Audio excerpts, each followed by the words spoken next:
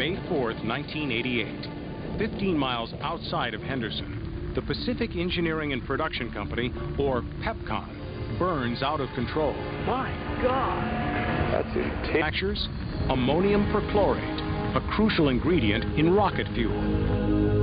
Their way to PEPCON, the chemicals, exposed to intense heat, finally reach the point of combustion. Ooh, that's going to be loud. The magnitude of that sound traveled over a mile.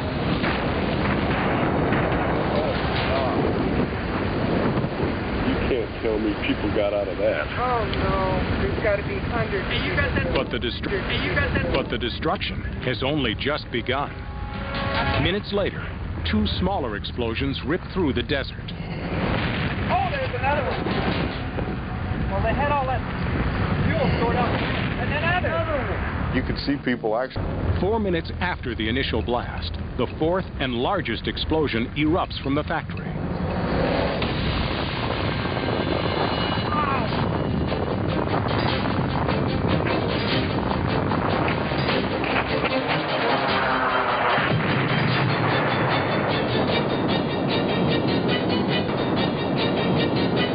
The explosion is so intense, the shockwave vaporizes a nearby factory and registers 3.5 on the Richter scale. It was just like a wall of water coming at you. And I remember it literally picking me up off my